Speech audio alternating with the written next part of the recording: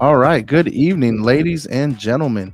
For those of you who are just joining and tuning in, this is the Amendment 3 virtual town hall brought to you by the Suncoast chapter of NORML, the National Organization for the Reform of Marijuana Laws. I'm going to start out by introducing myself. My name is Christopher Cano. I'm the executive director of the Suncoast chapter of NORML. And of course, to my right is our sound engineer, deputy director, and all around great guy, Carlos Vermita.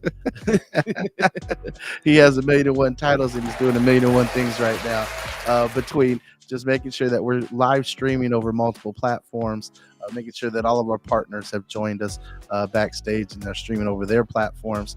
I do want to say a very special thank you to all of our partners who are going to be joining us this evening, including the Florida Cannabis Action Network, Minorities for Medical Marijuana, of course, medical marijuana and wellness webinars, and we'll be joined shortly by some candidates for office and the folks from the Yes on Three campaign. So we are live right now, broadcasting and streaming across multiple channels. Maybe you're watching us on YouTube. If you are, go ahead and hit that like and subscribe button. If you're watching us on the Suncoast NORML YouTube, if you're on Facebook, by all means, please go ahead and hit that like and follow us. And maybe you're on one of our partner networks. I urge you to also hit like and subscribe to our partner networks of the Florida Cannabis Action Network and Minorities for Medical Marijuana, making sure that folks have all the following necessary so they can continue to give you these amazing events and latest news. Of course, tonight we're going to be talking about the November ballot initiative known as Amendment 3, which is currently being sponsored by the Smart and Safe Florida PAC, which is raising money to ensure that Florida has an adult use program for those adults 21 and up. Now, Florida currently has a medical marijuana program. Some of you may be medical marijuana patients and you have questions this evening. I want you to know that this, of course, is free and open to the public. Anyone can join on the various social media channels, can make comments and participate. So if you have comments that you want to leave, by all means, feel free. We always encourage folks to be nice and respectful. But if you got something that you feel, some way about and you want to get it off your chest, by all means. But again, please just, let's hold normal decorum. If you have questions, we are going to have a question and answer period for the last 30 minutes of the program. So if you do have a question, please type it or make the comment of your question, and then we can go ahead and make sure that we field that for later among our various guests and folks that are going to be subject matter experts tonight on discussing the medical marijuana program in Florida and our future adult use program should Amendment 3 pass. Now, we also have some very special guests that have joined us, and you may see them in their little windows. Much of this program is going to be similar to what you might watch on a news program with the various talking heads in the boxes. But I do want to say and introduce our political director, Gary Stein. Gary, say hello to the folks watching at home. Good evening. It's nice to see you all at nighttime when it's sunny and it's not raining buckets like it has been for the last. And we are so excited to on the ballot this year that can make a difference. We hope. We're going to go over it. We're going to discuss it. In fact, what I'd like to do as we get started right here is just read the ballot summary, so we can get started on that. Here's what it says. The ballot summary is as follows. This is what you will see on your ballot.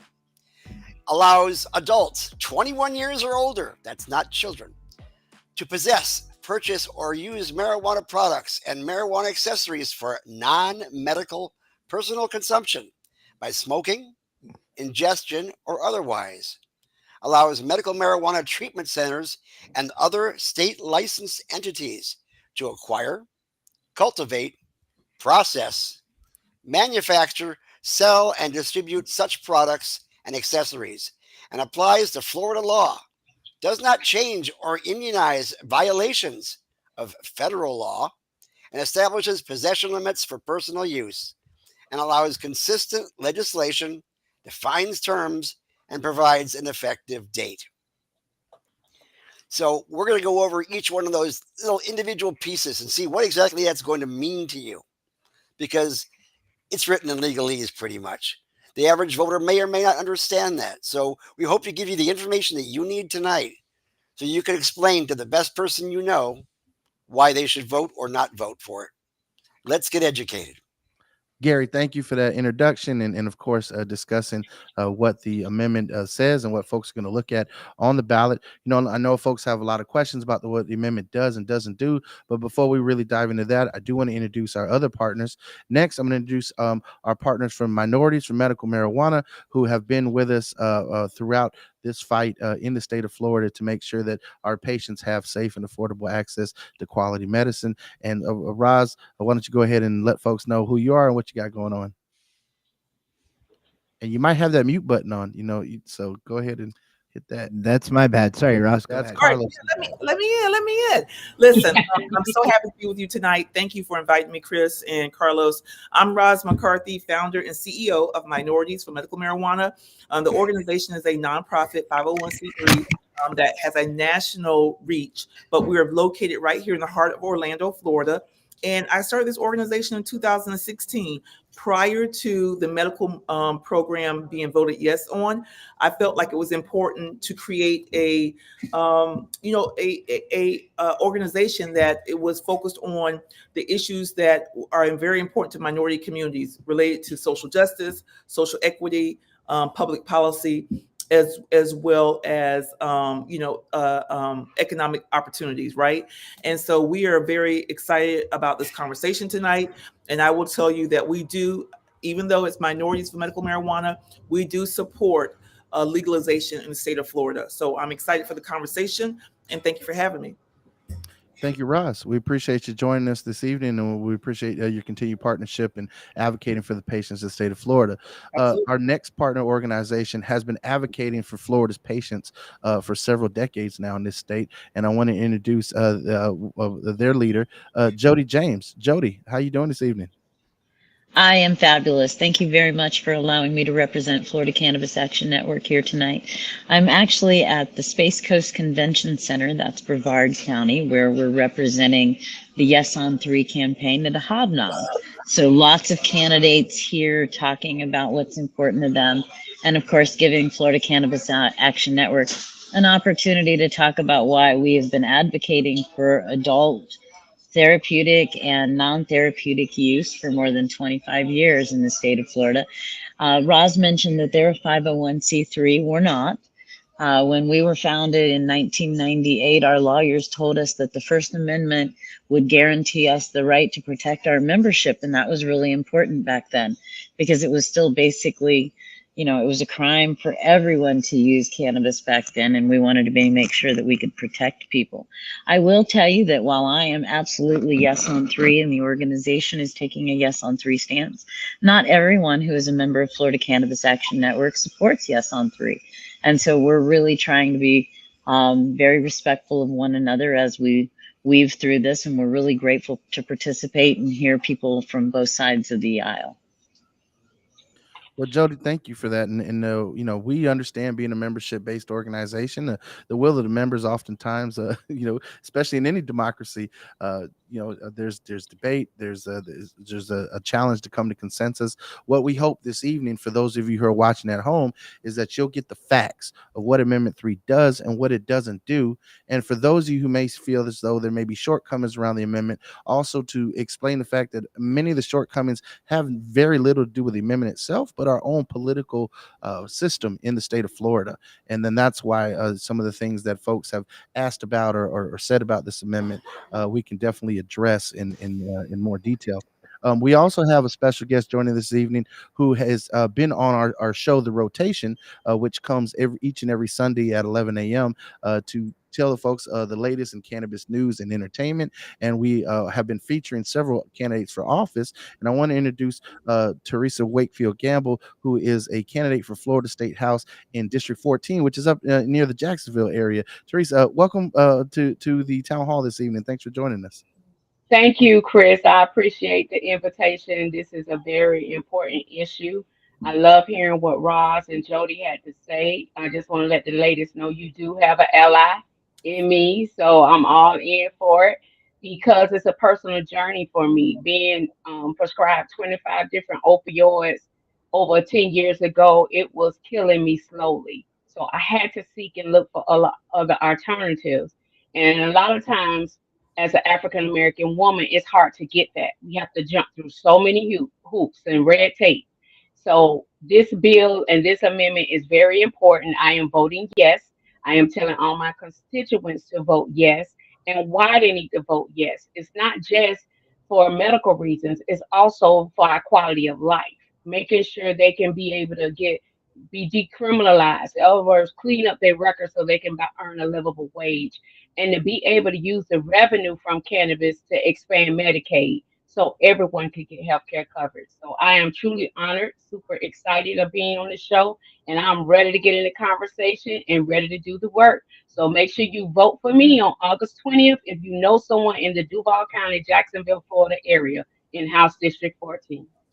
And you can go back and watch our past episode on our YouTube channel, of course, youtube.com/at Suncoast NORML, and check out the episode with Teresa on there.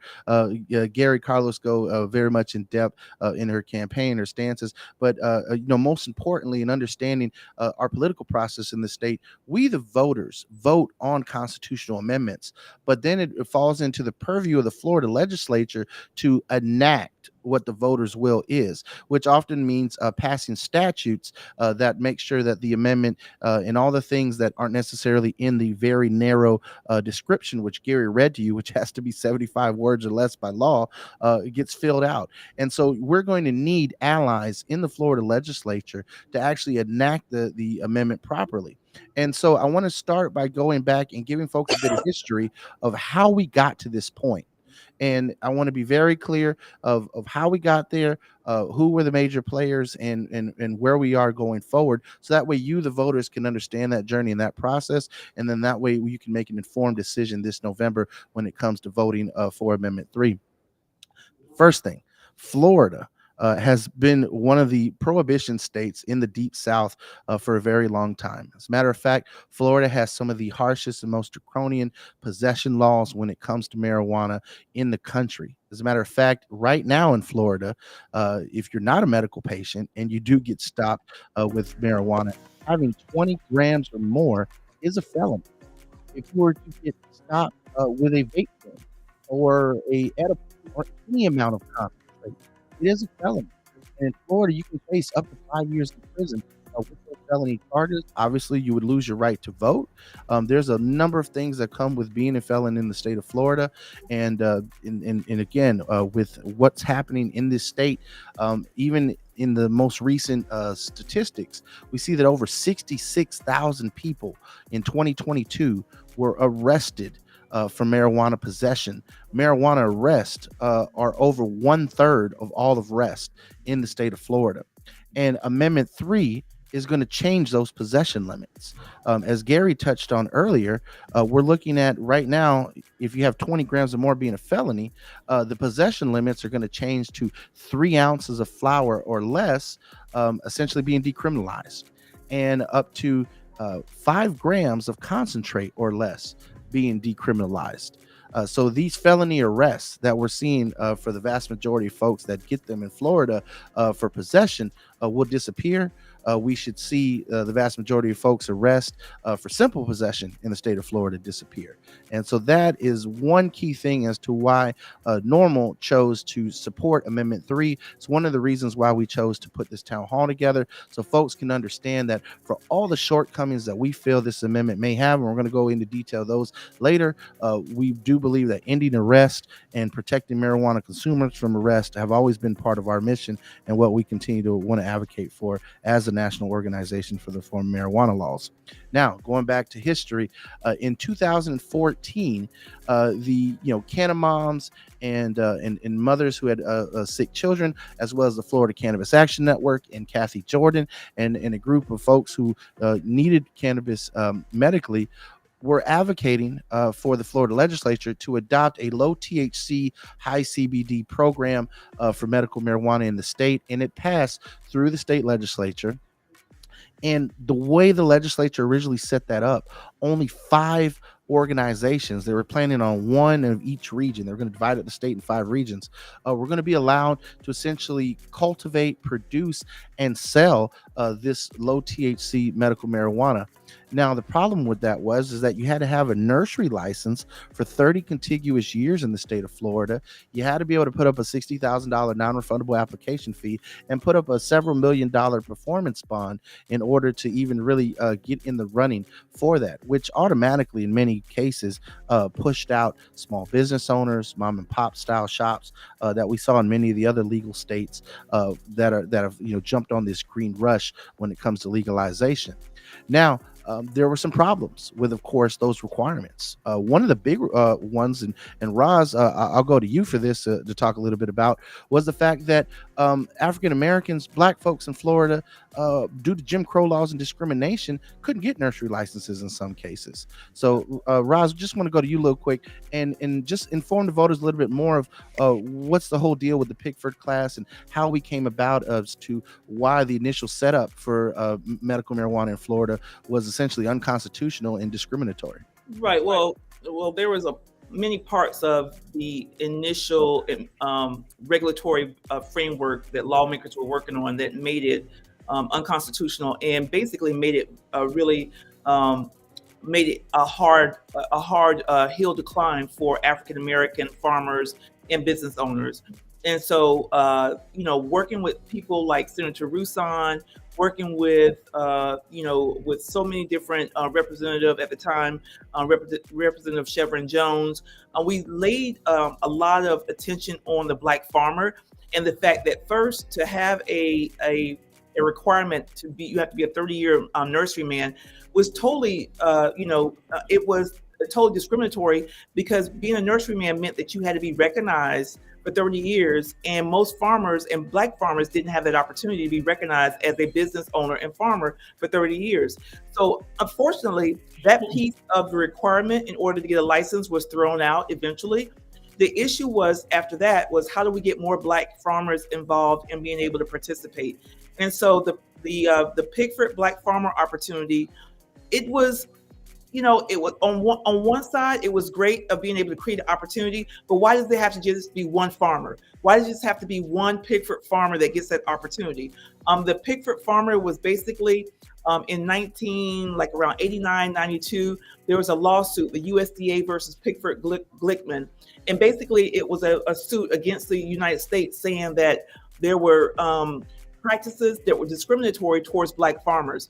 And so that lawsuit ended up being a multi-billion-dollar winning for those farmers that were a part of that class action lawsuit. And so the state of Florida wanted to recognize those farmers that are in Florida and say, hey, we're going to create an opportunity for you to also apply for a license. But that opportunity, it took almost 5 years for that opportunity to even manifest itself. So my prayer is, and my goal is to make sure, if we're going to go out and want to create an opportunity for Black business owners, Black farmers, small business owners, that the regulatory infrastructure that will support that happens after we pass yes on 3. After we say yes on legalization, we go to work working with our lawmakers to make sure that there is ample opportunity for small, mid, large, and also minority-owned businesses to participate, to thrive, and not to have fees that are going to make it so hard and raise the barrier from an economic standpoint. Thank you, Roz. Now, Gary, when we, essentially started with this whole low THC program, again, we started with these 5 folks initially got licenses and other businesses sued.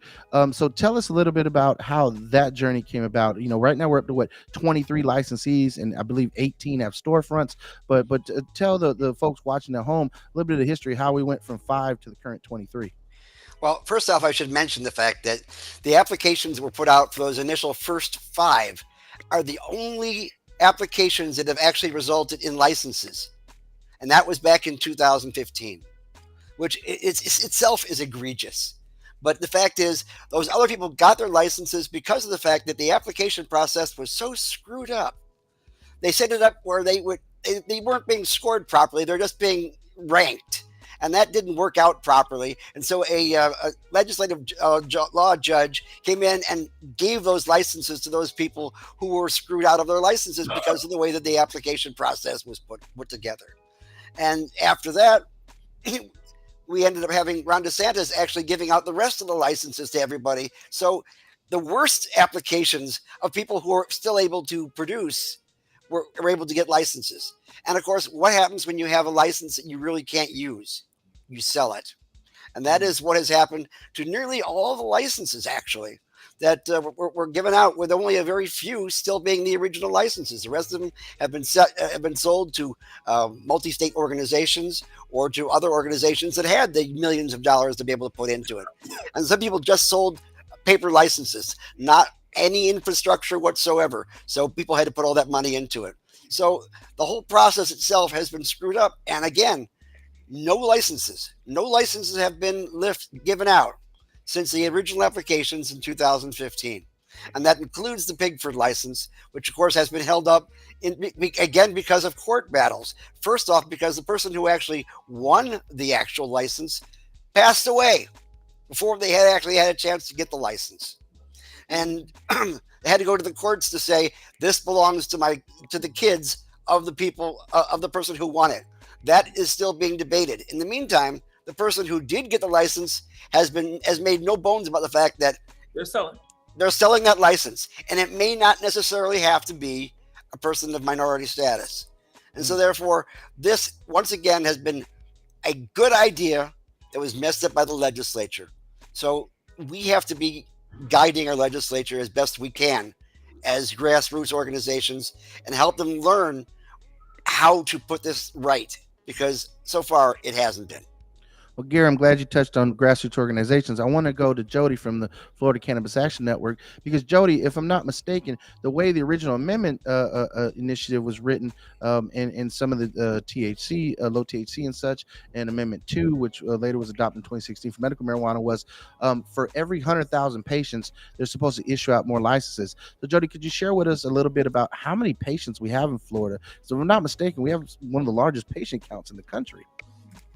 We're well over 800,000 patients, and that's why we're waiting on 22 more licenses. We actually have done the math, and by the time the next 22 licenses have been given out, we'll be eligible for 4 more. So for every 100,000 patients, we are supposed to get 4 new licenses. And the idea is about accessibility and affordability. So Florida Cannabis Action Network is really we actually started looking at whether or not it was a good idea to sue the state not issuing those licenses. Those 22 licenses that haven't been issued, the application period ended last April, and I don't mean April of 24, I mean April of 23. And so since April of 2023, there's 800,000 patients who are missing 22 licenses. And again, they belong to the patient, because it's about accessibility and affordability. So those licenses not being issued means that there's a whole lot less supply, and less supply means they can charge higher prices.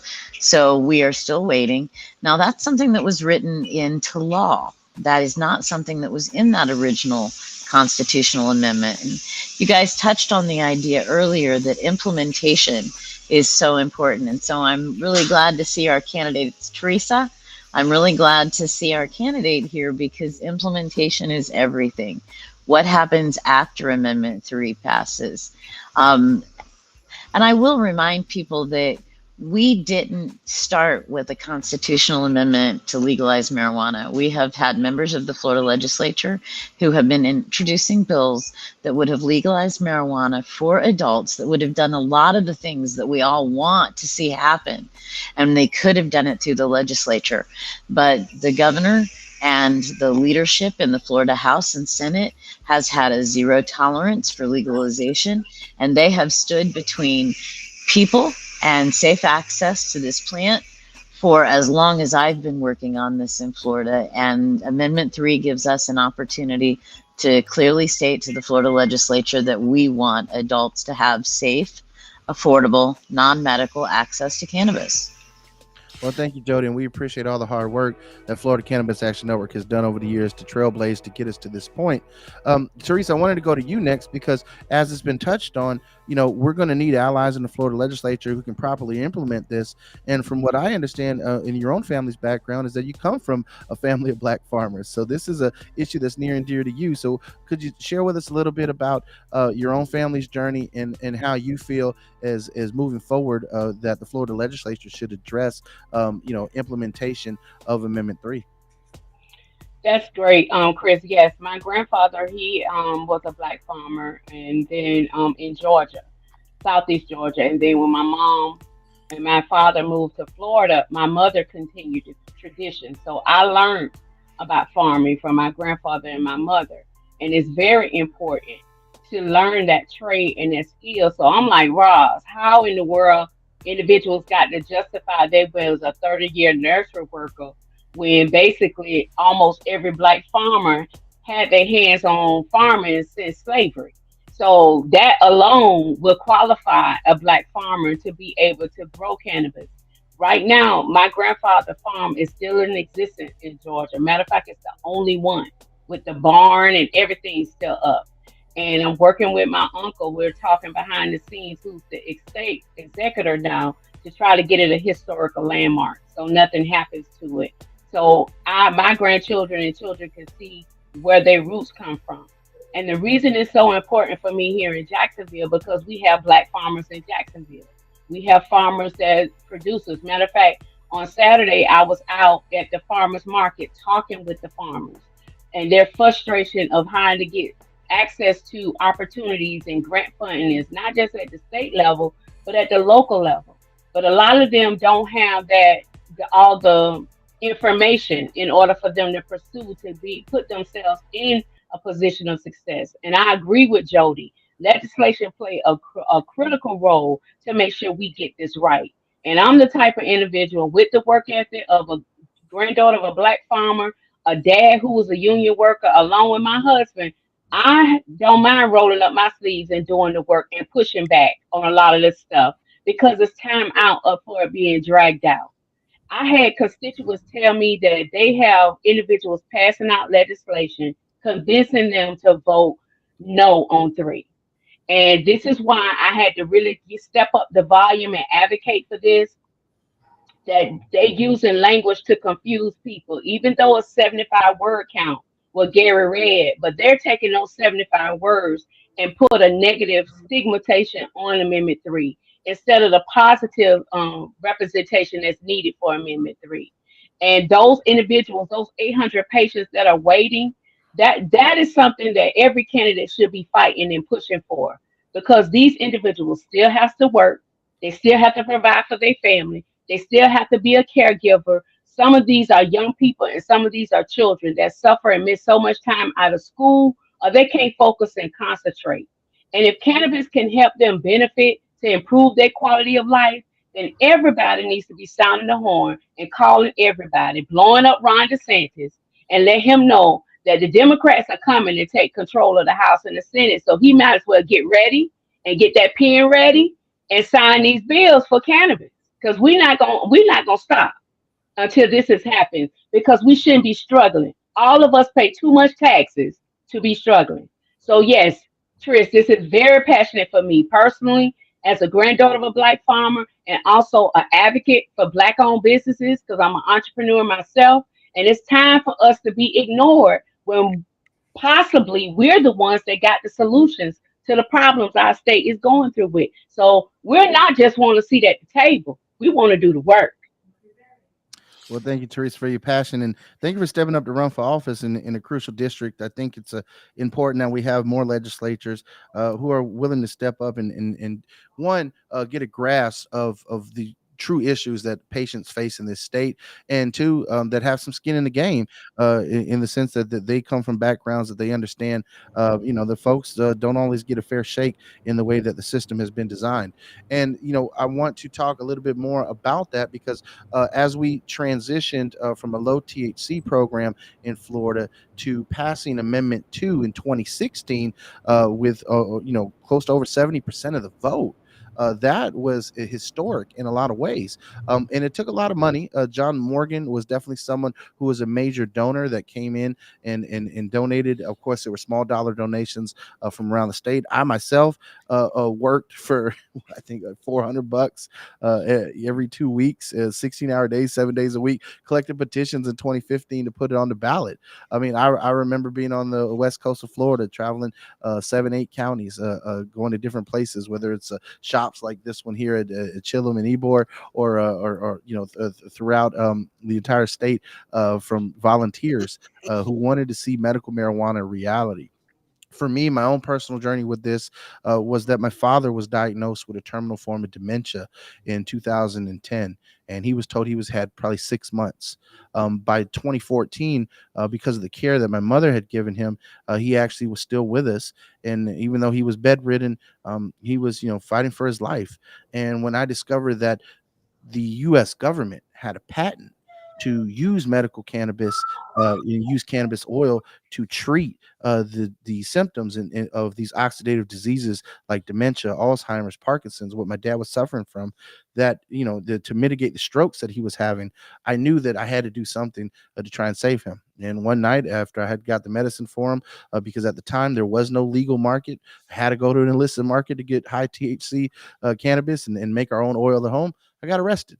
And I can tell you that it wasn't a felony amount, but I was hit with felony charges. And felony charges in Florida, to the consumer, can cost someone anywhere upwards of $10,000 to $15,000 in legal fees, in rehabilitation fees for first time offenders who get pretrial intervention. But if you're not someone with a clean record, the system is going to be stacked against you. You may not get pretrial intervention. You may not get the opportunity to go before a judge and tell them that you have an addiction and you need some help, and get your record expunged. You're going to wind up facing the full power of the Florida's judicial system. And again, that can wind you up with a felony charges, strip you of your civil rights, have you in prison upwards of 5 years. And we've seen our partners at the Last Prisoner Project. They have been advocating for the release of cannabis prisoners in other states, where prohibition is continues to be a major issue, where they don't even have medical programs. There are people that are sitting in jail for decades, and it is not right for that to continue. Now, the voters, when they voted on Amendment 2 back in 2016, for many thought that they were going to get whole plant access. And Joe Redner, who is a local Tampa celebrity, if you will, and business owner, sued the state for the right to whole plant access. And actually, the Florida Supreme Court came down against him in the grand scheme of things, even though lower courts did say that he should have that right. So we still stand today without the right to grow our own cannabis. Now, people have said, and Teresa brought it up in her last comments, was that people are saying, "Oh, you shouldn't vote for Amendment 3 because it doesn't have home grow." The fact is that the Florida legislature failed to do that. They failed to implement a home grow statute when they passed Amendment 3. They failed to fix it once they saw the lawsuits happening. And so, again, there is a lack of political will to do what's necessary to put the patients first in many cases in this state. And Carlos, I know you're a man of a few words. You're not a political person, but you're a medical marijuana patient yourself. How do you feel about the fact that your buddies in other states can grow it, and you can't? How do you feel about medical patients not having the access that they need? It absolutely infuriates me. I can't stand it. I think it's the most hypocritical thing in the world, where I can brew my own beer in my garage, and I can't grow a plant in my backyard. That's the strangest thing to me. So here we are now, today. We have seen shortcomings in the system. I can tell you that Suncoast NORML and the Florida Cannabis Action Network, Minorities for Medical Marijuana, we've been advocating for different legislative fixes to the current medical marijuana system.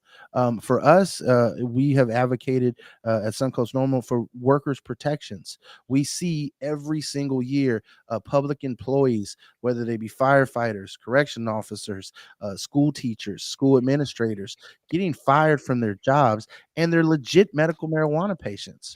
We've seen professionals have their professional licenses put in jeopardy, whether they're some type of counselor or psychologist or psychiatrist, because they're medical marijuana patients. There are chronic debilitating conditions that exist that people have legitimate reasons for accessing medical marijuana for. And even though they do everything right by the law and by the state, they're still denied that access in many ways. And for those of you who are gun owners, this is a major issue right now. I know that the previous agricultural commissioner, Nikki Freed, actually, because the commissioner of agriculture in this state handles concealed weapons permits, chose to sue the federal government over the current status of, essentially saying that, well, because marijuana is a Schedule 1 drug, you don't have any type of constitutional right to possess that and your firearm at the same time. And the Constitution is very clear. The Supreme Court has ruled many times that our right to arms shall not be infringed upon. And we still see the state of Florida and many other states infringing upon that Second Amendment right. It doesn't make sense that you can't protect your family and protect yourself and be a medical marijuana patient, especially considering that this is a medicine that people want. And in some cases, people will break in your house to steal it, especially if they knew you were gone. So, So the gun, if Jody, I want to go to you because I know that yeah, Florida Cannabis Action Network plaintiffs in this case. So we'll, are. we'll go ahead and go to you next, Jody. Tell us a little bit about what's going on with the issue of guns and medical cannabis patients. Well, I'll tell you what, that has been a fascinating space to be in. Right now, we are at the 11th Circuit Court of Appeals. That's the Atlanta court, the jurisdiction that covers Florida, Alabama, and Georgia. And the federal government, of course, we had to sue the Biden administration and the U.S. Justice Department over what ends up being that box that you have to check on a form if you buy a gun from a licensed firearm dealer. Because really, it comes into play when you sign that form to buy a new firearm, and it comes into play if you were to be arrested in possession of a firearm, right? If you're not arrested in possession and you're not Hunter Biden writing a book about being on drugs, probably no one will ever know.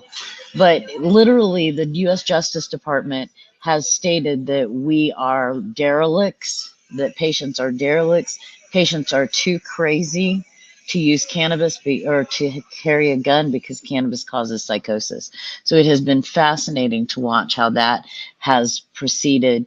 And even now, as the Biden administration is looking at removing cannabis from Schedule 1 and rescheduling it to 3, that debate is still going on about whether or not we're going to be allowed our firearm rights.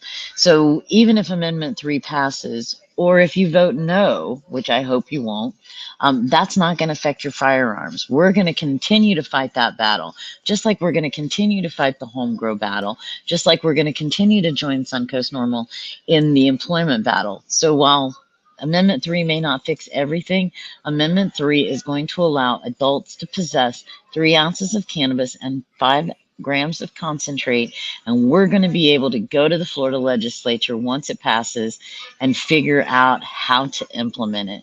So we got to have your yes vote. Well, thank you, Jody. We appreciate you giving us that update. Gary, I want to go to you next because I know you had a comment about the issue of guns and cannabis, and also the legislation that we've been advocating for to address the shortcomings of the existing system. And then after that, we're going to move forward from this little history lesson that we spent essentially the last 40 minutes on and dive into Amendment 3. So, Gary, I want to go to you next. Well, first off, I should say that Chris and I wrote a very good bill that makes certain that using cannabis does not affect your ability to have your Second Amendment rights. And that's basically the way it is. Just get rid of that damn box in the first place, because it is legal in the state of Florida. So therefore, it's not officially illicit. Although you're forced to actually check off that thing. Do you use any illicit drugs? Well, federally, it's illicit. Statewide, it's not. So let's go ahead and put in a statewide amendment to help out with the amendment for the Second Amendment. The other thing I wanted to make a mention for was something that Jody had mentioned earlier. We have 800,000 patients right now, more than 800,000. And the way that the bill was written in 2017, it allows for a certain number of new licenses to come up for every 100,000 patients. However, this is one of the possible downsides to Amendment 3 that we should discuss, because it is a downside. And that is that people are allowed to have access to adult use cannabis, they might just drop their medical cards and no longer stay qualified patients, and that number will go down, which would allow the state legislature, if they want to use the laws as they're currently written, to reduce the amount of licenses given out. Wow, and that is something that needs to be considered. Yeah, that's a great point, Gary. And this is something that is a major concern for us, because what we saw in other states when they transition from medical to adult use is that oftentimes the medical system suffers in the sense that it no longer becomes a focus. As a matter of fact, in the state of Washington State, they actually did away with having a medical system altogether. It's just one giant adult use system. It took many years. They're still fighting for home grow. So there are other lessons from other states that Florida can make sure they don't do those things. Matter of fact, when I was in my master's program at the University of South Florida, that was the whole point of my thesis, was examining what other states are doing well, what they're doing not well, and making sure Florida doesn't make those same mistakes, making sure that Florida gets it right. And vertical integration is definitely something that, with the way they've written the laws, they're not going to add more businesses to the market if the patient counts go down, or they adjust the way they are. So breaking up vertical integration is definitely something that we need to see from our legislative allies happen in order for Amendment 3 to be successful, in order for the medical marijuana system to continue to be successful. And I know that Amendment 3 has a small caveat in there, where a line that says essentially the legislature can license other businesses. And so, there's been this big fight recently, and I want to give folks, since we've done with this history, to go on to current events. In that, Ron DeSantis has come out very hard against Amendment 3. He's even got some billionaire donors donating several $1,000,000 to try and defeat it. And you have to ask yourself why. And he's even trying to drive this artificial wedge between the hemp industry and essentially marijuana consumers to try and defeat Amendment 3. All in all, we believe that there is space for a robust medical marijuana system, a robust adult use system, and for hemp businesses to thrive in the state of Florida. And we want to see everybody get their fair shake when it comes down to it. Ron DeSantis and his allies in the Florida legislature for the past 2 sessions, and Carlos, you've been a hemp business owner for several years now. I mean, how often do you see DeSantis and his allies cracking down on you? It feels like we're going up there every single year trying to stop them from passing some bad bill that's going to hurt your business and fellow other hemp businesses, right? And we're not the only ones that are suffering too. Like, this guy has there's several other lobbies. For example, we were up there before the hemp bill came out, and we weren't just advocating for the bills that you and Gary put together. And I had some legislators saying I have to focus on gun rights. They're about to make it so that anybody can have a gun anywhere in Florida, and I can't focus on marijuana right now. So there's a lot going on up there, and there's a lot of shady shit. Well, shady stuff. Well, I mean, you put a fine point on it, in the sense that I want to say that many of these issues that we're seeing, that Ron DeSantis is saying that he's a champion on, and we even saw his Attorney General Ashley Moody argue before the Florida Supreme Court. We've been arguing as a consumer advocacy organization for many years, and now all of a sudden they're acting like they're allies, but they're not. They're not allies to marijuana consumers. They're not allies to the hemp industry. It does feel like his veto of that recent bill is a quid pro quo in a lot of ways. 2 things that really ring some bells about this whole thing is that when Jody was up there advocating, they had live hemp plants in the Capitol at one point, and Ron DeSantis made a point to say that cannabis should never be legalized because of the odor. It was such a horrible odor in the Capitol that day. And hemp smells the same way, guys. Hashtag hold your nose and legalize it. So hemp smells the same way. So I can't imagine he wants hemp to be legal as well, if he wants cannabis to be illegal. And second, if you, like you were saying about that veto, it's basically 2 pages of, we're going to veto this, but you hemp guys, you stay in your lane. You make sure that, we're going to come back later. Like, they're basically saying we need to revisit this whole thing. We need to make sure that this business is regulated. In many ways, that's regulated in such a way that it's going to cause us to go out of business. So I don't trust Ron DeSantis. I don't think I'm going to throw my hat in the ring with him this time. And I'm going to be yes on Amendment 3. Well, Carlos, we appreciate that. So, we've talked a lot about the history of how we got here. Now let's talk about the amendment itself. And I actually want to bring on Morgan Hill from the Yes on 3 campaign to introduce herself and share with us a little bit about, essentially what Smart and Safe Florida does and what Amendment 3 can accomplish for consumers in this state. Morgan, welcome to the town hall. Hi, thank you guys so much for having me. It's good to be with you. As you said, I'm Morgan Hill. I am the spokesperson for Smart and Safe Florida, the political committee supporting Amendment 3 on the ballot this November. Amendment 3 to me can do a lot of things, right? I think it is a bill that will not only make marijuana legal in the state of Florida, so that we end the incarceration of individuals for small amounts of marijuana. But I think there's also a lot of tremendous economic benefit that it can bring the state. And on that, I actually want to call back to your point about medical marijuana and the medical marijuana program. And just note that, we are fully expecting that the two will coexist. And I think there are a lot of benefits for individuals to continue to have their medical marijuana cards. We've seen in other states how medical marijuana and recreational marijuana are existing at the same time, but that recreational will be taxed, whereas medical never will. So you will continue to be accessing your medical products at a lower cost for the individual. There are also often in the implementation processes a difference in potency added to recreational versus medical. So I think there are a lot of benefits to continuing to keep your medical marijuana card on top of those that were already mentioned. I think there's a lot we can talk about. I don't know if you want to fire questions or if there's more you want me to touch on. Well, one thing before we go into the Q&A question from the public is in some of the comments that we had is, folks have a lot of questions as to how, possessing cannabis is going to work under the adult use system should Amendment 3 pass. I know there's a lot to be said about implementation, but could you give us a little bit more about, how it would work, as far as, folks having, cannabis with them or on them should Amendment 3 pass? Yeah. So the individual would be able to have up to 3 ounces at any time. I think from a regulation standpoint, we'll have to see what the legislature does, but the bill itself calls out that 3 ounce amount. I know you all mentioned home grow earlier. There are, a couple of pieces that I think we would all like to see be part of this. Retroactive decriminalization, I think, is another one.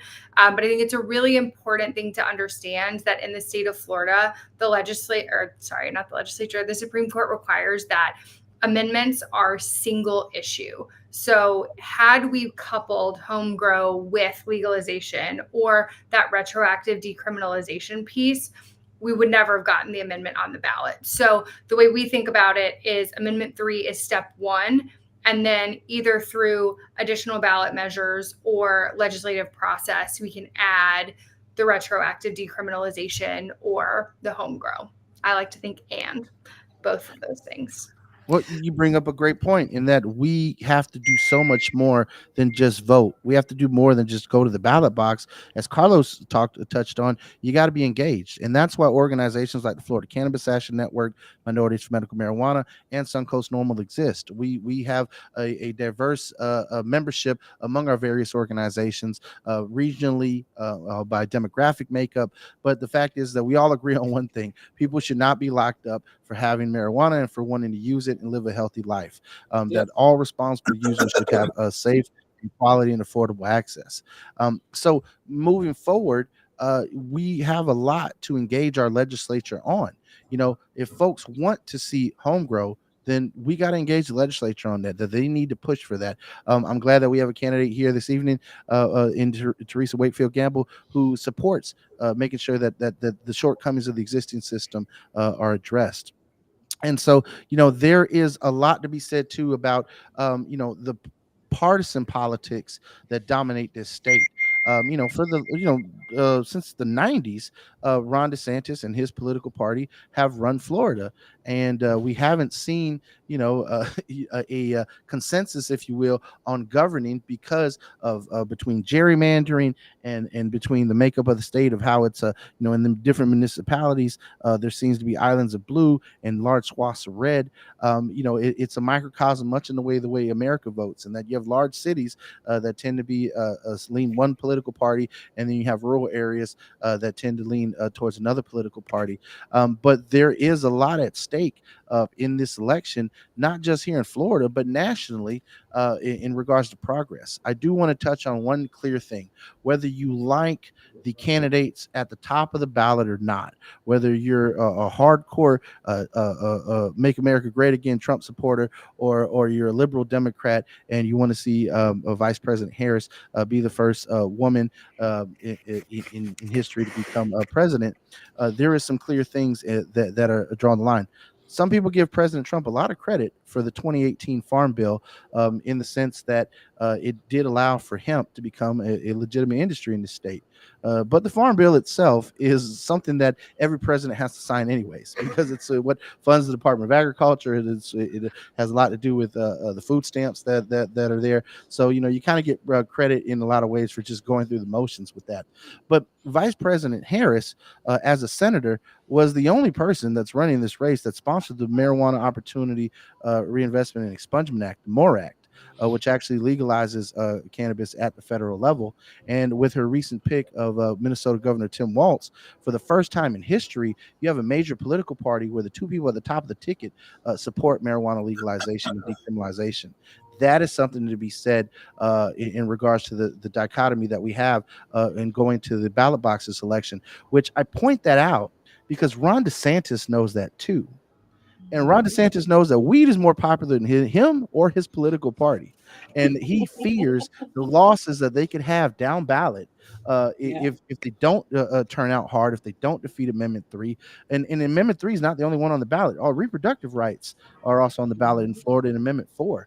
So there's a lot to be said about the issues that are driving non-typical voters to get off the couch and go vote. And we know that marijuana is a big one, especially for millennials and Generation Z, making up now the largest voting block. For years, the baby boomers dominated the ballot box, but now Gen Xers, millennials, and Gen Z are really seizing power, and they have the ability as an electorate to go out there and change things significantly. Therese, I want to go to you real quick because there are some concerns folks have as to if things don't go our way, if Amendment 3 doesn't pass, if President Trump were to come back into power and this Project 2025 that we're all hearing about gets implemented, what would that mean for much of the criminal justice reforms that we've seen accomplished over the past decade? Thanks for the question, Carlos. I have been hollering about Project 2025 for probably 2 years now, in my doctoral program. And what people need to realize, Project 2025 is not for certain things. It's everything that we know in a way of life. And the reason Governor DeSantis is pushing back on this Project 2025, because Florida is the pilot playground for 2025.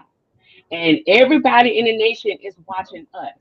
So the reason he's pushing back on legalizing marijuana and trying to make up all these excuses and getting all these people to fund against Amendment 3 is because they want to make Florida a law enforcement state.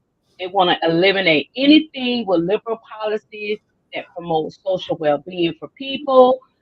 I mean, they want to put this stronghold to control everything and make everybody think the conservative views the way they're thinking.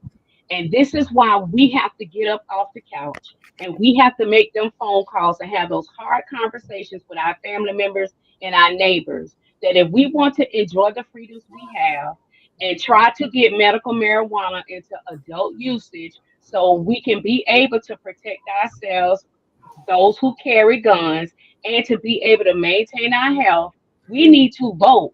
Because if they get rid of Amendment 3 and all the other measures that we're trying to push, then we won't have a say. We won't have a life, and they will control everything we do, everything we say. We can sue all day long. But if we do not get the right people in office, real Democrats who really fight for real issues for people, not worrying about the wealthy and the rich. Yes, that monetary piece does come with cannabis, but that monetary revenue can be repurposed to come back to help the people. You got to remember, if you vote and you pay taxes in Florida, every Floridian has a right to demand growth in their community and a better quality of life. And if you don't realize that and you want to give it away, you cannot complain if you don't get up and go vote. If not, we're going to be living in a Project 2025 society. And that is not what I want. I don't want Trump back in office with him and his crazy cult people. And definitely, I am tired of Ron DeSantis because it's time for him to go. He is a puppet being played by the people in the supermajority of the Senate and the House. He's not doing anything. They're telling him what to do. And he's using Moms of Liberty to be his whistleblowers so he can come up with all this crazy legislation. So yes, this is very important. It's something serious, and we don't need to be sleeping on this election. You need to wake up. We need to get with Jody. We need to get with Ross. We need to back Morgan. We need to do the things we need to do because we are getting older, and our bodies need different methods of treatment than this hard prescription opioid that is very addictive and kills you slowly. So that is my position, Carlos. I'm really praying and fighting to make sure we do not go back into time and taking our children into an era and a lifetime that they have never experienced and do not navigate. And they're gonna be committing suicide because they're gonna be looking at us saying, well, why y'all ain't do nothing? Why y'all ain't say nothing? Why you didn't vote? I don't want to have that conversation with my children and my grandchildren, and none of you should either. So I am admonishing you, not just as a candidate, but as a mother, a grandmother, a business owner, and a black woman. Please get up off your couch. Make sure you get to the polls. Make sure you vote in all the elections. Make sure you vote down ballot. And make sure you join up and support these organizations on this live with me tonight. Because if not, you are not going to get the freedom and relief your body needs to be healed using cannabis. Now, what you're saying, Therese, is that we're not going back. Is that what you're saying? No, we are not going back when we vote. But if we don't vote, we going to go back. And I ain't trying to go back there. Indeed. No, I not can't trying to go stress back there. what Therese just said is so important. I can't stress that enough. I get so frustrated when I hear criticisms about the amendment, and they're literally criticisms that we have been fighting and arguing and trying to get the legislator to do for years now, since medical marijuana started. There's no home grow. The business isn't open. I want to open a dispensary. Only one person's gonna. It is just absolutely frustrating to see people complain about this amendment that is only going to do good when what matters is who you vote for. What matters is who you put into office, because they're the ones that have the ability to change this right now. The amendment can only do one thing. It can only legalize marijuana. That's all it can do. Indeed. Yeah. And, we actually have a candidate guide that'll be on our website tomorrow that you can check out. And it doesn't just have Democrats on there; it has Republicans as well, because the primary elections are going on right this minute. August 20th is the last day in Florida to vote in the primaries. So get out there. If you're a Democrat in the Jacksonville area, you got someone like Therese running for state representative. There are Republicans out there that are running for United States Congress that also want to see marijuana legalized. It is about getting the right people in office for these things. We've caught a lot of flack on this show from some of the viewers about feeling like we slant too far to the left sometimes. But the truth is that I reserve the right to criticize my own political party very heavily. And I think that folks should be involved in their own political parties, their own processes. If you're a Republican, if you're a Libertarian, get involved in your local party and get involved in state level politics and make the change. Roz, your organization does a lot for folks to get involved. So why don't you tell us a little bit about how folks can get more involved in advocating for cannabis consumer rights? Well, let me just keep it real with you guys this evening. I'm actually reading all the comments, and my concern about some of the comments is that you're asking for things that justly and rightly should happen, but it does not happen by just sitting here and talking about it. If yes on 3 passes, it's then time to go to work. That's where the real work starts. You have people like Gary, you have people like Jody James, myself, so many folks that are going to Tallahassee, but it's only a few of us. What needs to happen is more of taking this information and this in your passion that you're sharing, and you're typing in saying, I want home grow, I want this, and then taking it and meeting us in Tallahassee and meeting with lawmakers and being able to say, this is what we want, sending emails, doing an email campaign, doing call-ins or what have you.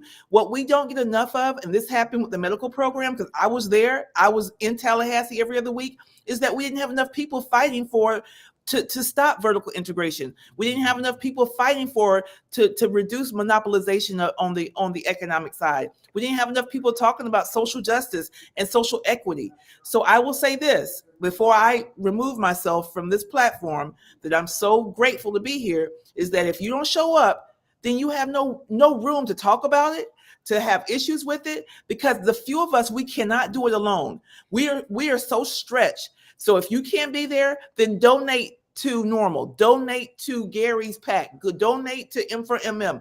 But if you can't be there in person, and you don't have room to say what you want or say what you don't like, if you're not going to be willing to go and help us make the change in Tallahassee, because that's where it really starts. That's where the real work starts in. I encourage people, if you are not connected to M4MM, M4MMunited.org, join us. It's free. Freaking A. You don't have to pay a dime. And you don't have to be a minority. You don't have to be black. You don't got to be brown. You could be just someone who gives a crap about economic opportunity for everyone, that believes in social justice reform, that believes in economic, social equity. So I just encourage folks to get involved and not just on this platform typing out your thoughts. And that's I'll drop the mic. No, appreciate it, Roz, and well stated. It's gonna be very difficult to follow that, but if anybody, Jody, I know you can follow up and tell folks how they can get involved. Your organization, for the better part of 3 decades, has been creating a space for folks in Florida to have their voice heard in Tallahassee. So tell folks a little bit how they can get involved with Florida Cannabis Action Network. Well, I'm probably going to lose you in here in a second. My team's trying to get me back up. We left the bag at the straw pole that has the phone charger in it, God bless. But Florida Cannabis Action Network is everywhere. We're a statewide organization that's more than 25 years old. FLCAN.org is how you can get involved with us. And if you go to flcan.org/wevote, right now you can make sure that your voter registration is current. You can check out the deadlines, and you can click on our new candidate scorecard that we are putting together. It is something to check back every day because we're adding information. We have 20 years of data on these people who represent us, and I just left a candidate for him, and it was I'm done. Well, Jody, is absolutely right.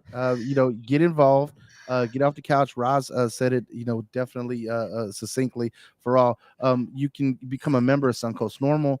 You can join with the members of Florida Cannabis Action Network. Check out Minorities for Medical Marijuana. Their link is in the chat there. All in all, I want to, take the time to say we're not going to see change in this state unless we, the people, step up and be that change.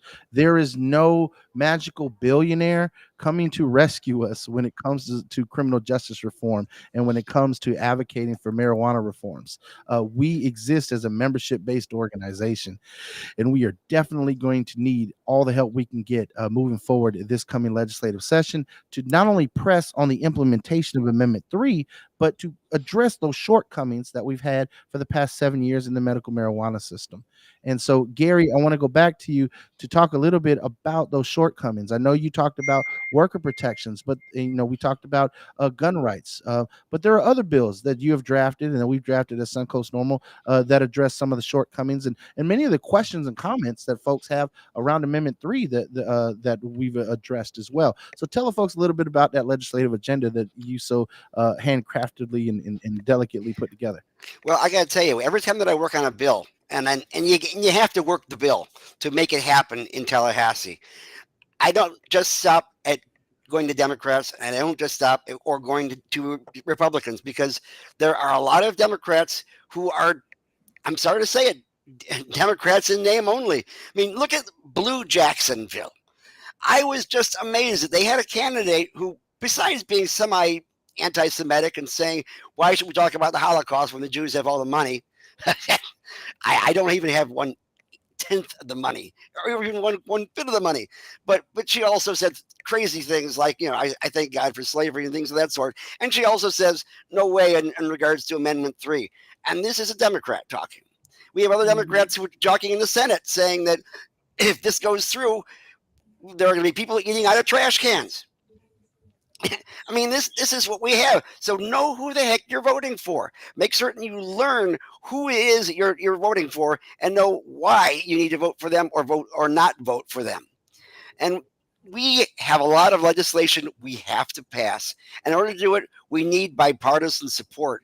I mean, we won that Amendment 2 back in 2016 with 71.3% of the vote. That's a bipartisan support. It can't possibly have all been coming from one party. Now, you don't see as much support from the Republicans, but in part that's because of the fact that in the legislature, it's very top-down organized. So they get calls from the executive branch that goes down and tells everybody on that side exactly how they should vote, what bills should go to committee and things of that sort.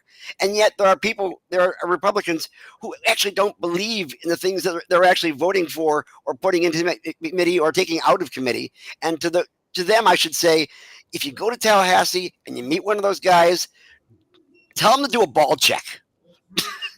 That's basically what it comes down to, because they need to step up and let their true voice be heard and not just go with what leadership was saying. Yeah, it gets dangerous. I mean, look what happened to Brandis. He got kicked in the butt on the way out, but it's because of the fact he was tired of just falling through the Republican line. Now, in regards to the bills themselves, we need to make certain that we have employee protections. What Chris has been saying before. You shouldn't have to lose your job or not get a job because you have a medical card. Again, in regards to medical, you should not be kicked out of an institution like an ALF or a hospital or be taken off of the transplant list because you have a medical card. They still think, unfortunately, which is not true, that there's a less survivability when you're using cannabis if you have to get a transplant. It's the opposite.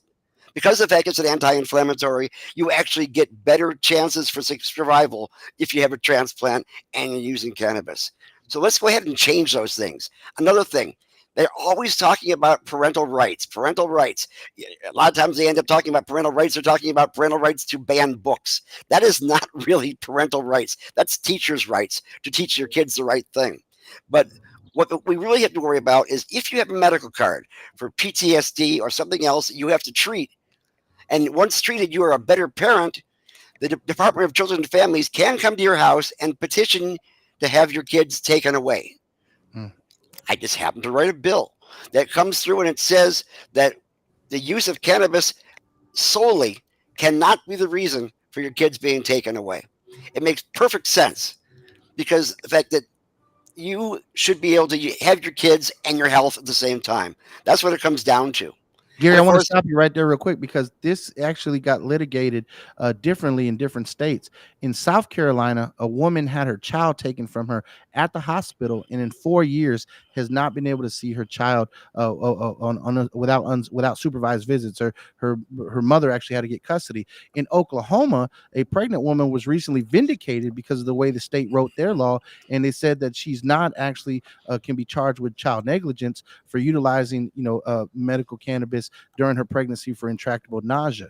So I'm glad that you brought this up about parental rights, because depending on what state you're in, you can lose your kids for being a medical marijuana patient. And as you said, in Florida, for some people, it's used against them in court. So thank you for your support on this bill. Well, I also have a bill that was in regards to reciprocity. This may not be as much of an issue if we have Amendment 3 go through. But the fact is, right now, if your grandmother is using this for Parkinson's and she comes to Florida and she doesn't have a medical card because she's not from this state, she could come on vacation and leave on probation. And that is just not right. We need to have full reciprocity here in the state. So if you have a medical card from another state, you should be able to use the medical product. And that means being able to buy without paying abnormal taxes on this adult use cannabis. That is just a fact.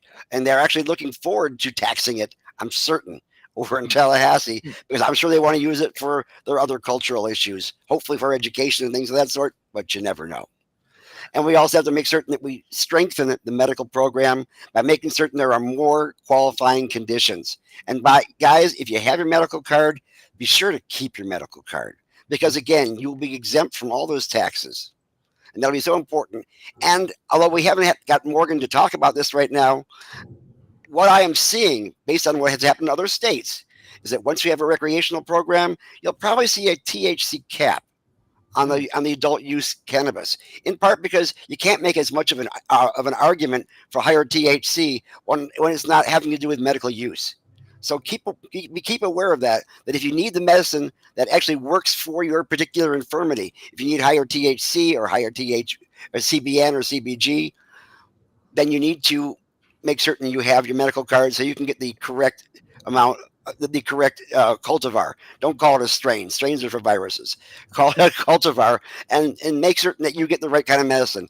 And of course, we also have a home grow bill because it's so important. Now, yes, there was an effort to put a ballot and a measure in for this particular election, but that didn't get nearly the amount of money that was necessary. That would come through. I mean, Smart and Safe Florida has made it very viable that if you want to have a ballot initiative, you've got to put in millions and millions of dollars, and that's what they have done. Yeah. But millions and millions of dollars did not go into the home grow bill, and that's in part one of the reasons that it didn't go through. The other part of the fact is, most likely, if you have adult use, it'll be easier to get home grow because it'll be easier in regards to being able to work with it on a street level, because you have to be able to enforce these kind of things. Well, the bill that I wrote actually makes it so that if you are a home grow patient, they will know how much you harvest and how much you have grown, so they know that you're not giving it out to the kids on the street, which is the big question they have over in Tallahassee. Of course, it's a fallacy, but it's one of those situations. Well, Gary, let's go to that real quick, because I know some of the folks watching may be in the no column because they're worried about the kids. If you go to normal.org, each and every week, our staff at the National NORML office are putting together the latest in research around cannabis. And one of the studies that just came out in the last week was data provided by the Substance Abuse Mental Health Services Administration on the most recent national survey on drug use and health. And it actually found that a nearly 20% decline in teen marijuana use over the past decade.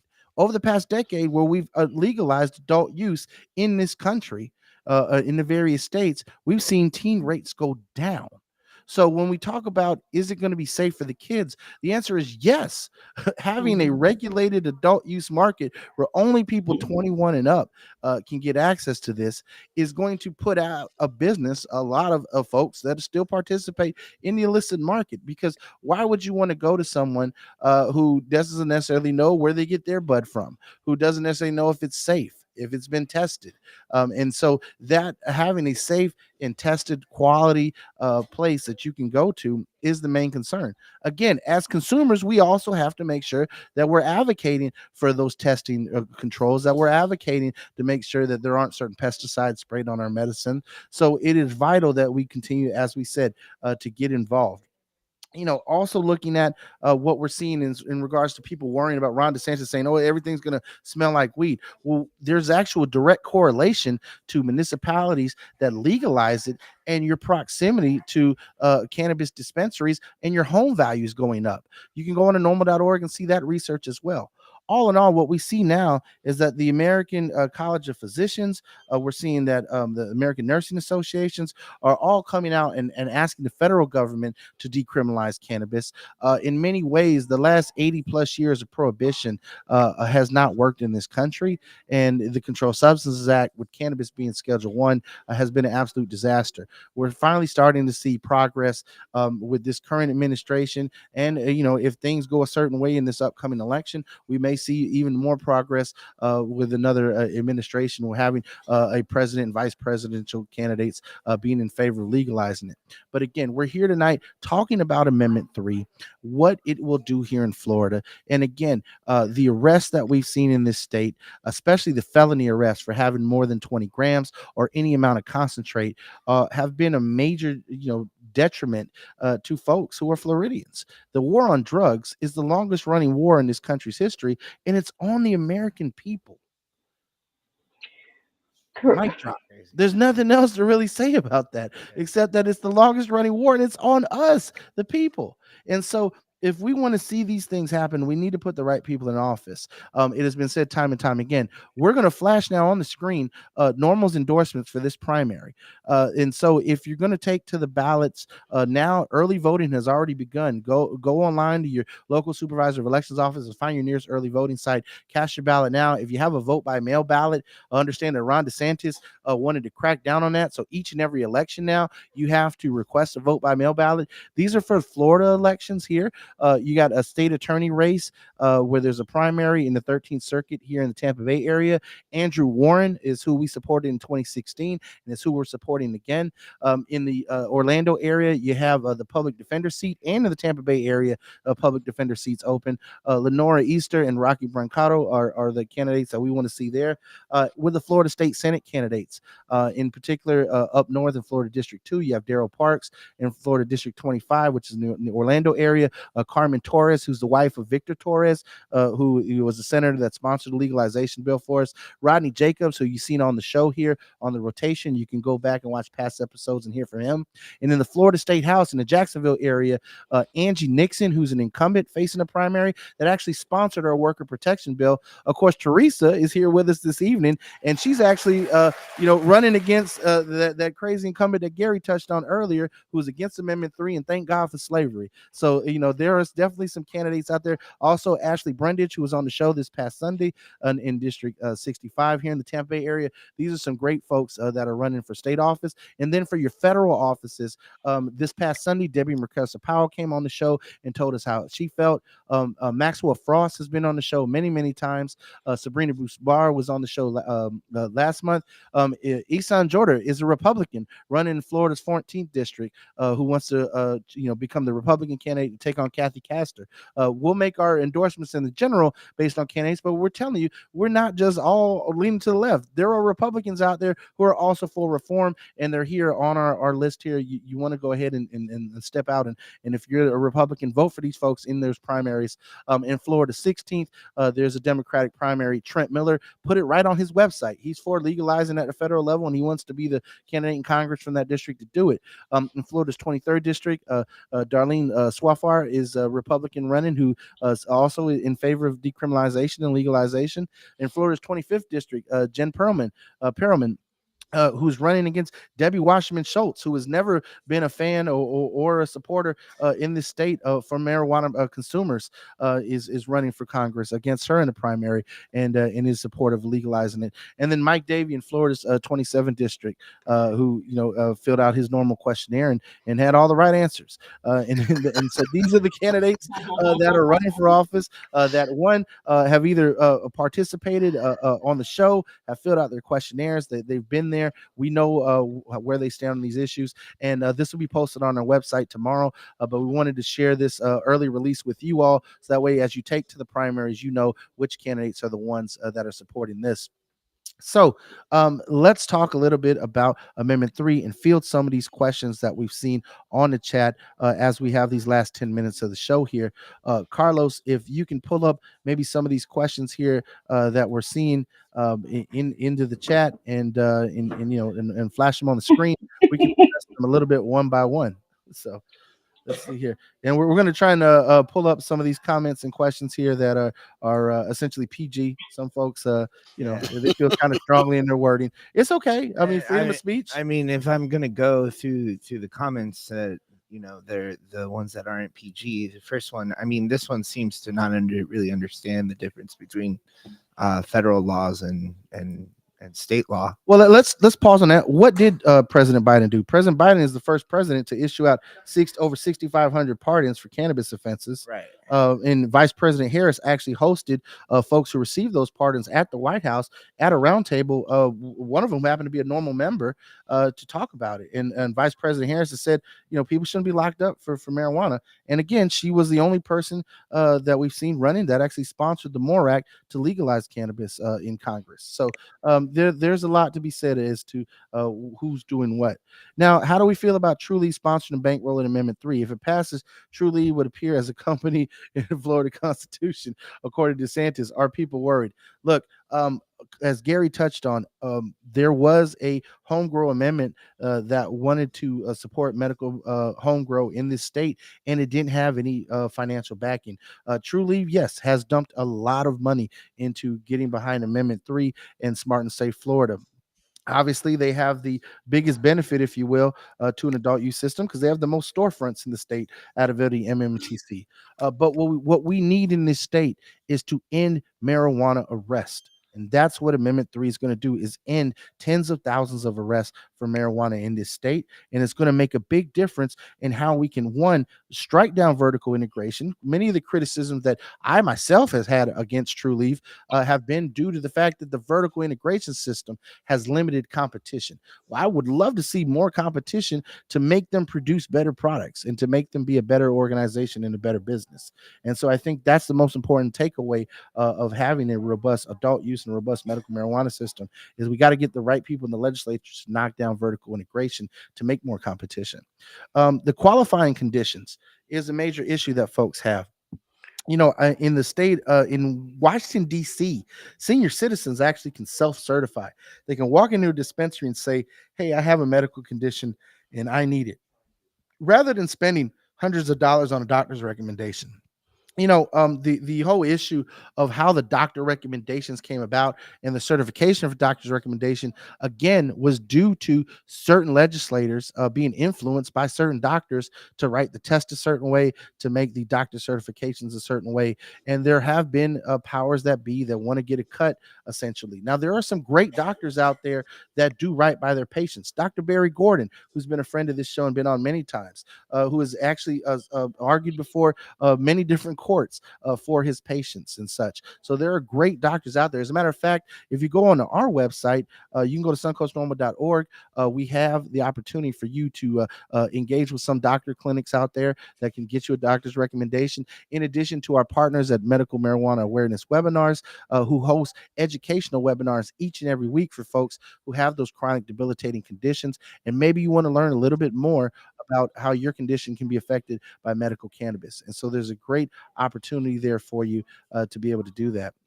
So check out our website at suncoastnorml.org. We're more than happy to help. So let me see, Carlos, you got any other comments? THC caps came up about in the comments. THC caps probably, as Gary pointed out, they may be sleeping right now. They may be dead and gone, but they can come back like a zombie in many ways, and especially with an adult use system, which is why it's going to be important for you as advocates to go out there and advocate in the Florida legislature, not just this session, but subsequent sessions to prevent THC caps from popping up. So this is honestly we're actually broadcasting live on this channel. I'll go ahead. I understand that you may be tired from the event here and answering questions, so I'll go ahead and answer this one. We're broadcasting on this channel, and apparently they're also no on 3. So how can we support the amendment when Trulieve, who is spearheading this amendment, is lobbying to make their competitors felons across the country. They just lobbied to make hemp and CBD a felony in Florida. As a store owner that sells hemp products, I think I'm qualified to answer this question. And the truth is I want to be able to sleep at night. If I'm able to be in business for the next 2 years, that would be great. But if I'm in business and that means that the other option is that, what is it, 50,000 people get arrested every year in this state, right?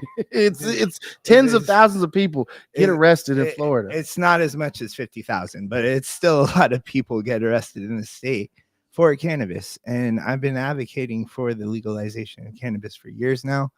It's not legal. People are still getting arrested for it. That's what that means. And we need to make that change. And although it would severely hurt my business, I don't want to hurt other people. So I'm going to be yes on 3, and I am going to work to make sure that my business still does well, and hopefully it still works. But, whatever. Well, I do want to do this one thing.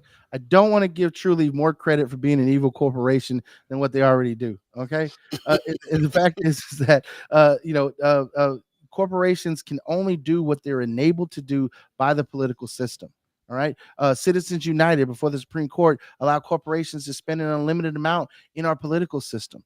The Roman Empire fell because of corruption and money in politics. And the American Empire is on the verge of that too, because we have too much money and too much corruption in our politics. And so there is a lot to be said as to what you can do to fight back, because oftentimes the chips are stacked against the little guy.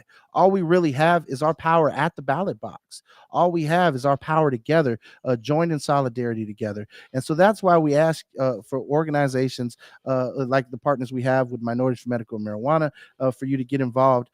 Dana's on, who's the secretary of the Florida Cannabis Action Network. Dana, why don't you tell folks about how they can get involved with Florida Can before we wrap up this evening?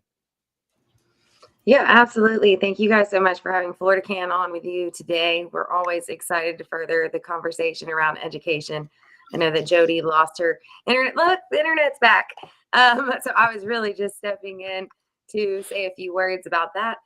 You can find us on flcan.org/join to become a member and just learn more about us in general, as well as going to that fldecides.com to learn about your candidates, hoping to grow the vote. It is more important than ever, as many of us have echoed on this call, that we vote the right people into office, because as much as Yes on 3 is going to do for us, our politicians are going to continue to do more if we vote the right ones in. So I'm really glad that you guys are working on that end as well, also putting out those candidate scorecards. So between the two of us, hopefully we have a good number of accurate scorecards. Well, yeah, and that's a good point. National NORML has a scorecard. You can go to National NORML's website and go to normal.org. You can check out the Smoke the Vote section, the election central headquarters, and see the different scorecards for various candidates. And like I said, we as a Suncoast chapter have put out endorsements based on what we've seen with folks participating with us as a chapter, based on what we've seen them on the campaign trail, their various stances, and how they filled out the questionnaires. And so, not every race had an endorsement, because not every race has a competitive primary. But again, we will have a general election scorecard that'll come out once these primaries conclude here after August 20th. But for right now, again, I want to say check out our website tomorrow, normal.org. Carlos, if you want to flash those graphics one more time so we can just touch base on what candidates that we know are supporting us and supporting cannabis consumers here in the Tampa Bay area. Again, we got a state attorney's race with Andrew Warren. We got 2 public defender races, one in Orlando, one in the Tampa Bay area. You got Lenora Easter and Rocky Brancato. And with the state Senate races, again, you got all across the state, whether it's up north, Central Florida, or South Florida. You got candidates Daryl Parks, Carmen Torres, Rodney Jacobs. In the Florida State House, there's 2 very competitive primaries right now on the Democratic side. In Florida's 13th district and Florida's 14th district, Angie Nixon, who sponsored our worker protection bill in the past, and of course Teresa Wakefield Gamble, who has joined us this evening. Get out there and support her in that primary. And of course, Ashley Brundage, who was on the rotation just this past Sunday here in the Tampa Bay area. And then when you look at the federal races, Debbie Mercado Powell is the Democrat we feel that would be the best one to take on Rick Scott in general election, especially after you can hear her comments on this past week's rotation. And of course, Maxwell Frost, who's been on the show many, many times, and you can check out past episodes with him. Sabrina Bousbar, who was on the rotation last month. And then, of course, you have these other candidates who have filled out their normal questionnaire or have taken very positive stances in regards to wanting to be the members of Congress to legalize it. So again, this primary election guide will be on suncoastnormal.org tomorrow. So you can go ahead, take a look at it, print it out, share it with family and friends, and make sure that when you go to the polls this August 20th, and remember, August 20th is the last day to vote. Right now, you can go and knock out your early votes, or you can request a vote by mail ballot, and you can knock that out as well. But again, vote in your primaries because they're so vitally important, putting the right people in office. So that way in the general election, we can make sure that we elect the right people to represent us in government. Thank you so much, everyone, for joining us this evening. We have reached our time. I want to say again, if you want to get involved, if you want to be a part of what we got going on, suncoastnormal.org. We are your national organization for the Reform Marijuana Laws chapter here in Florida that is working to make sure that you're educated on the latest of cannabis policy developments. Again, we want to encourage everyone to go out there, vote yes on Amendment 3. We do want to end cannabis arrests in the state of Florida, and we understand that this is the first step, not the last step in reforming marijuana laws in Florida. Thank you, everyone. Much